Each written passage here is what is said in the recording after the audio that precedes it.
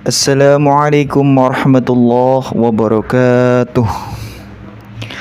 Alhamdulillahilladzi bini'matihi tatimmus shalihat wa bifadlihi tatanazzalul khairati wal barakat wa bitaufiqihi tatahaqqaqul maqasid wal ghayat wa azka salawatillah wa taslimatihi ala al-mab'uth rahmatan lil alamin Nabi rahmah wa imamil huda Sayyidina Muhammadin wa alihi wa sahbihi ajma'in.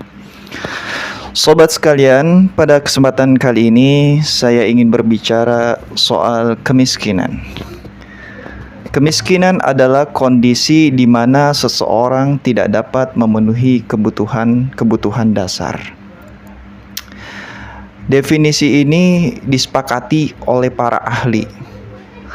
Namun ada pertanyaan mendasar, apakah menjadi miskin itu suatu kehinaan? Sampai-sampai orang miskin pun menghina kemiskinan orang lain. Sobat sekalian, di media sosial sering saya lihat seseorang yang naik motor matic dianggap miskin. HP kalau bukan produk iPhone, maka dianggap orang miskin. Sekarang rupanya masyarakat menetapkan standar kemiskinan dengan standarnya sendiri. Padahal sudah kita jelaskan bahwa kemiskinan adalah tidak terpenuhinya kebutuhan dasar manusia, seperti makanan, pakaian, ataupun rumah. Adapun jika masih memiliki HP meskipun Android dan motor meskipun motor bebek atau motor matic, itu pun bukan kategori miskin, sobat. Dikarenakan derasnya pengaruh media sosial, ini cukup mempengaruhi masyarakat dalam memandang kemiskinan, sehingga rasa takut masyarakat terhadap kemiskinan melebihi rasa takutnya mereka terhadap kebodohan.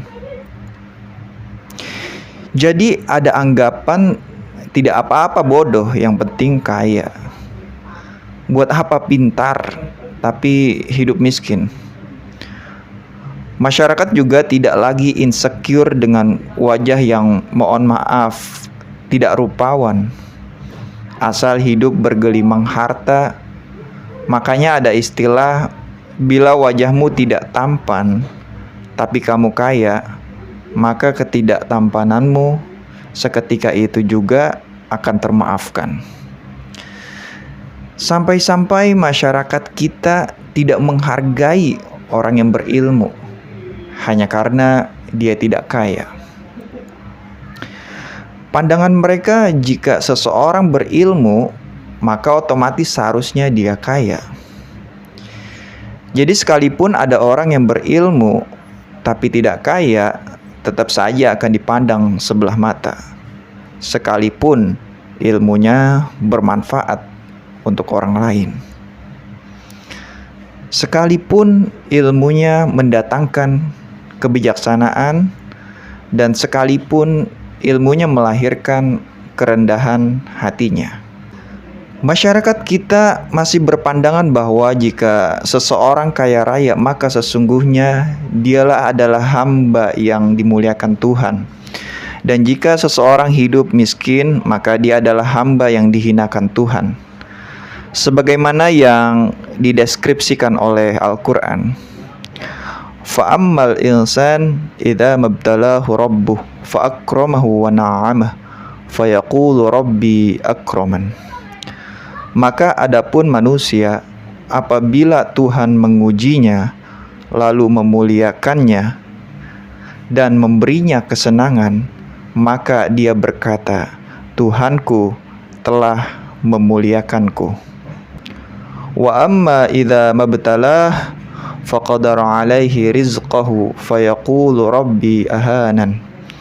Namun apabila Tuhan mengujinya lalu membatasi rezekinya, maka dia berkata, Tuhanku telah menghinaku.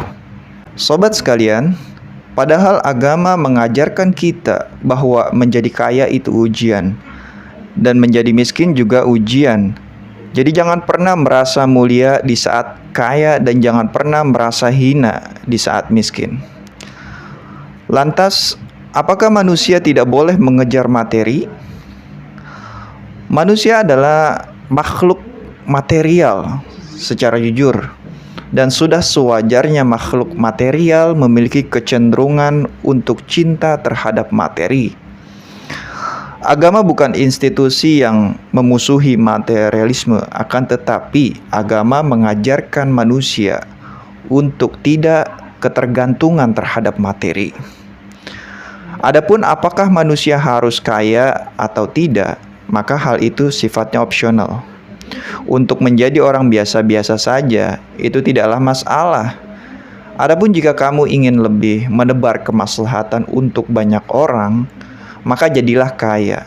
Karena di dalam sabda Rasulullah dikatakan, khairun nas anfa'uhum linnas. Sebaik-baik manusia adalah yang paling bermanfaat bagi manusia lainnya.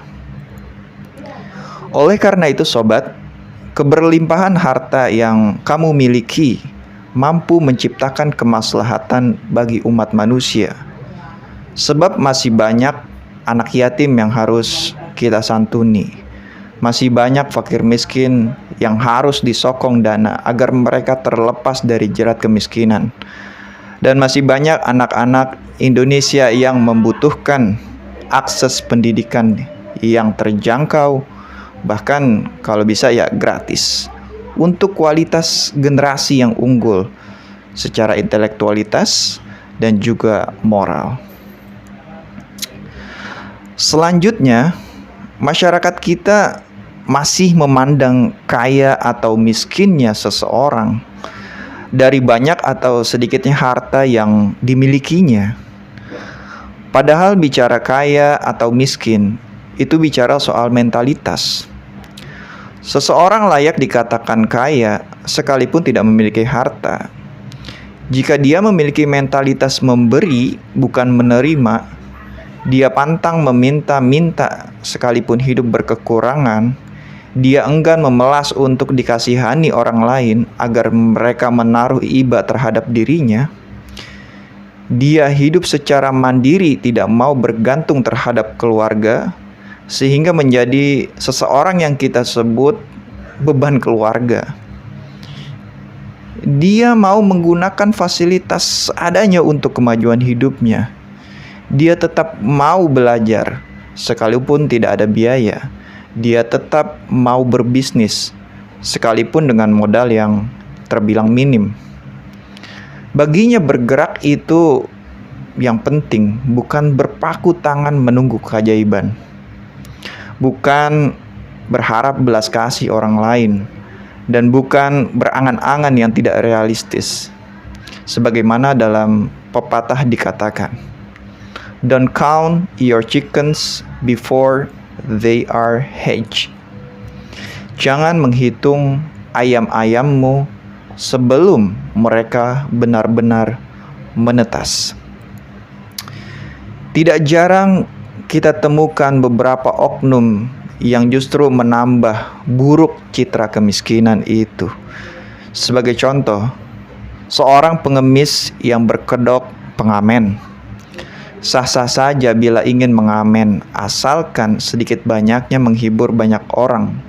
Bukan mengamen yang tanpa diiringi seni yang memadai, alih-alih terhibur orang yang mendengarkan, namun lebih mencitrakan sebagai pengemis daripada mengamen. Dan juga sering kita menjumpai pengemis yang menjadikan mengemis sebagai profesi. Mengemis diperbolehkan dalam agama pada kondisi darurat saja. Seperti seandainya orang tersebut jika tidak mengemis, maka dia akan mati kelaparan. Tetapi kini sering kita jumpai pengemis dijadikan profesi. Padahal ini sesuai yang Rasulullah sabdakan, Man sa'ala min ghairi faqrin faka'annama ya'kulul jamra. Barang siapa yang meminta-minta bukan karena alasan kemiskinan, maka dia seolah-olah sedang memakan bara api. Sobat sekalian, kemalasan mungkin saja menjadi salah satu faktor penyebab kemiskinan. Tetapi bukan berarti kita menjudge orang miskin sebagai orang yang malas.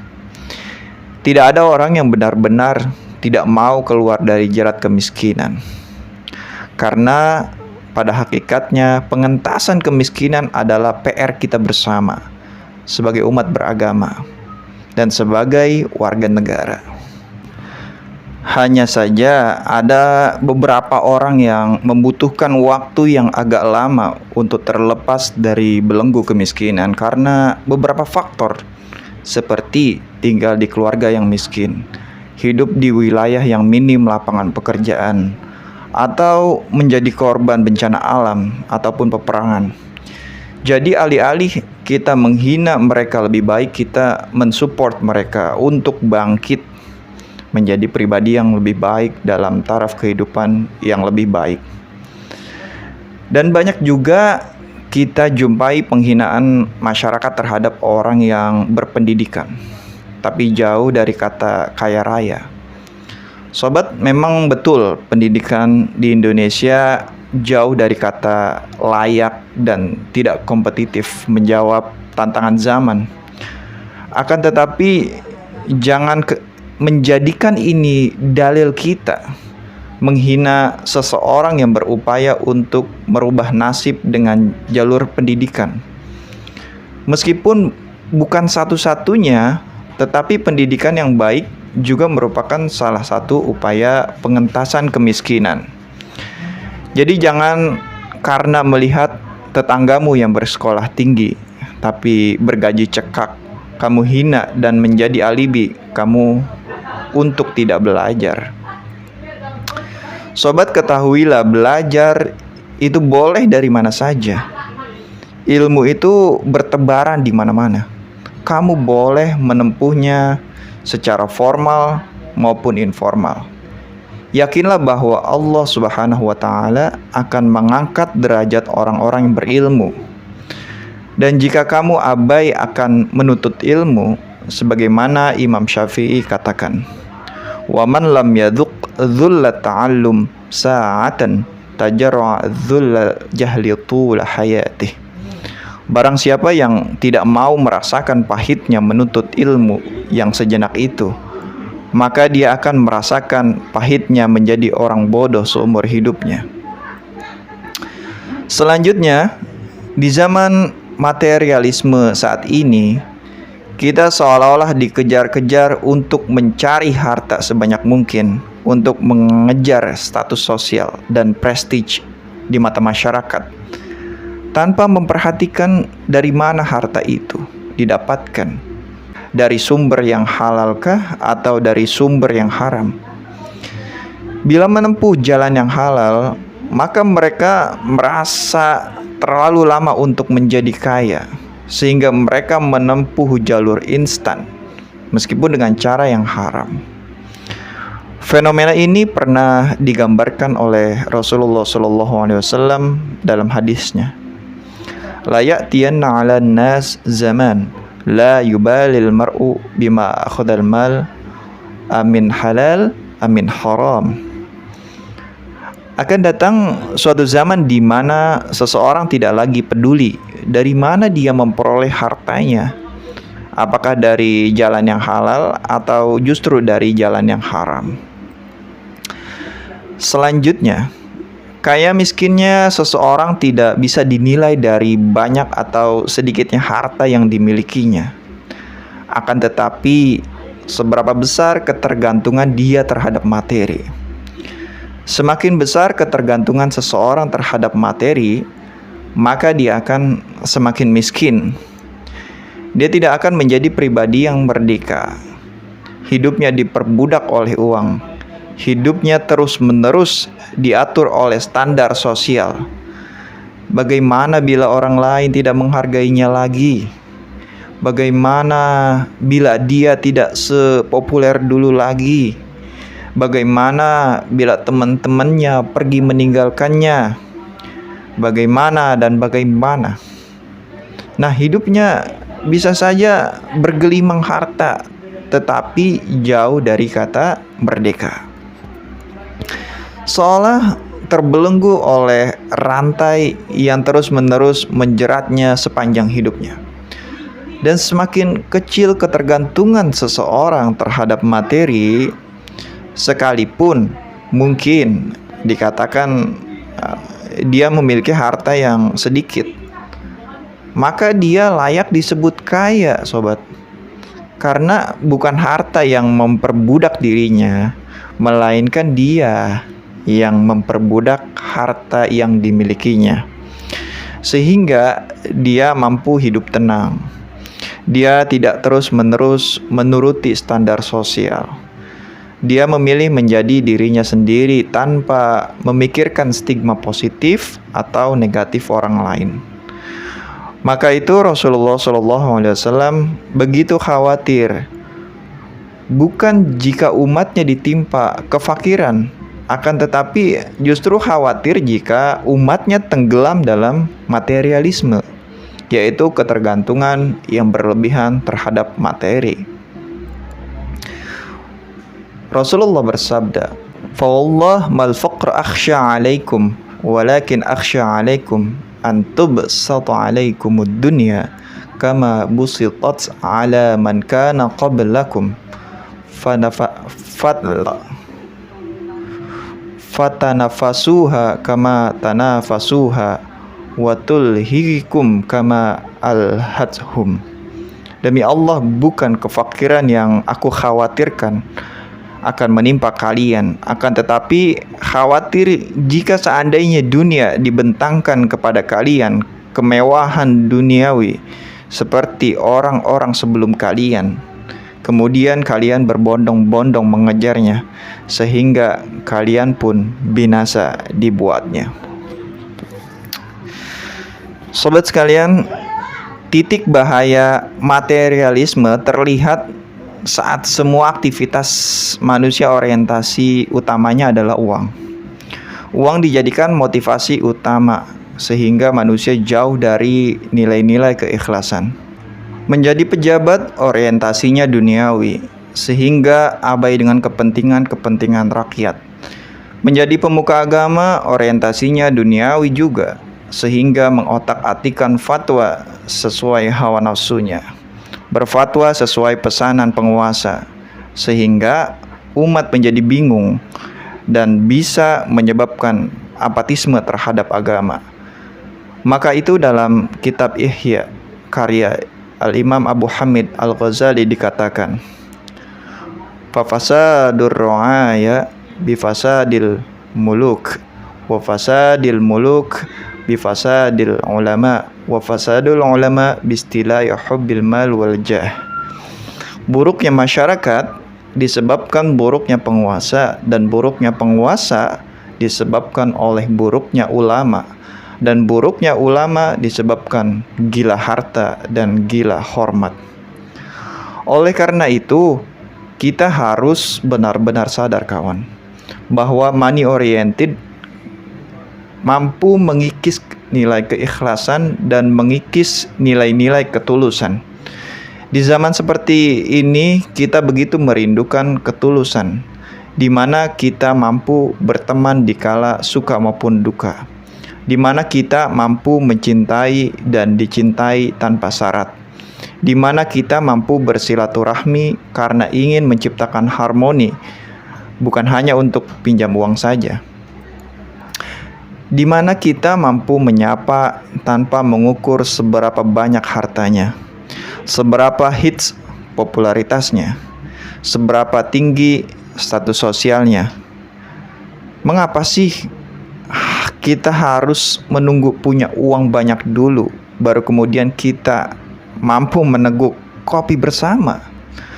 Mengapa harus menunggu punya status sosial yang sama dulu, baru kita mampu bersenda gurau bersama? Mengapa harus menunggu berharta dulu, baru kita mampu saling menghargai. Kemudian untuk lepas dari jerat kemiskinan, kamu harus berupaya untuk berkontribusi sebisa kamu bagi masyarakat umum. Kemudian untuk lepas dari jerat kemiskinan, kamu harus berupaya untuk berkontribusi sebisa kamu bagi masyarakat umum. Bila kamu memiliki uang, maka sedikit banyaknya sedekahkanlah bagi yang membutuhkan. Bila kamu hanya punya tenaga, maka bantulah sesamamu dengan tenagamu. Jika kamu hanya punya waktu, maka luangkanlah waktumu. Janganlah kamu mencari alasan untuk tidak berkontribusi sama sekali, hanya karena kamu bukan orang yang berpunya. Terlebih bila kamu sedang dalam keadaan terhimpit, sedang dalam masa paceklik, atau sedang dalam keadaan pailit. Allah berfirman dalam surat At-Talaq ayat 7. A'udzu billahi minasyaitonir rajim. Liyunfiq dzu sa'atin min sa'atihi wa man qudira 'alaihi rizquhu falyunfiq mimma ataahu Allah la yukallifullahu nafsan illa ma ataaha sayaj'alullahu ba'da 'usrin yusra. Hendaklah seseorang menginfakkan hartanya menurut kemampuannya. Dan orang yang disempitkan rezekinya, hendaklah menginfakkan sebagian harta yang telah Allah karuniakan kepadanya. Tidaklah Allah memikulkan beban kepada seseorang melainkan sesuai kadar yang telah Allah berikan kepadanya. Maka ketahuilah bahwa Allah kelak akan memberikan kelapangan sesudah kesempitan. Sobat, ayat tersebut adalah skema terbalik dari pandangan kita selama ini, di mana bila kita dalam keadaan sulit, boro-boro untuk mikirin orang lain, mikirin diri sendiri saja sudah sedemikian sulit. Akan tetapi justru Allah menyuruh kita menginfakkan harta kita di masa-masa yang tidak memungkinkan kita untuk berinfak. Rasulullah pernah ditanya oleh seseorang pemuda, "Ya Rasulullah, sedekah apa yang paling besar ganjarannya?" Rasulullah menjawab, "Anta saddaq wa anta sahih syahih, takhshal fuqra wa ta'malul ghina." Sedekahlah dikala kamu sedang sehat-sehatnya dan sedang pelit-pelitnya, dan di saat kamu sedang takut-takutnya menghadapi kemiskinan dan sedang gemar-gemarnya berhayal menjadi orang kaya. Di dalam hadis tersebut dikatakan sedang pelit-pelitnya menggambarkan kondisi yang tidak memungkinkan untuk bersedekah, tapi kamu memilih untuk bersedekah. Ini merupakan bentuk keimanan, dan memang sedekah tidak akan memainkan perannya melainkan melalui dimensi keimanan. Allah Subhanahu wa taala berfirman, "Lan tanalul birra hatta tunfiqu mimma tuhibbun." Engkau tidak akan sekali-kali mendapatkan albir sampai engkau mau menginfakkan dari sesuatu yang engkau cintai. Apa itu albir? Albir at-tawassu' fi fi'lil khair wal fi'lil mardi. Albir adalah kemudahan dalam mengerjakan amal kebaikan dan perbuatan yang diridhoi oleh Allah Subhanahu wa taala. Jadi kesimpulannya, menginfakkan harta atau benda yang paling kita sayangi mampu mempermudah jalan kita untuk memperoleh kebaikan-kebaikan yang lebih besar. Cukup sekian video dari saya, sobat. Semoga kita mampu membuka mata kita untuk memandang kemiskinan yang bukan suatu kehinaan, namun menjadi PR bersama bagi setiap elemen masyarakat, dari yang makro sampai yang mikro, dari para pengemban jabatan sampai pada skala domestik. agar kita sama-sama membangun peradaban yang lebih maju dan diberkahi Allah Subhanahu wa taala. Terima kasih sudah menonton. Saya Codeteo, hadanallah wa iyyakum ajma'in.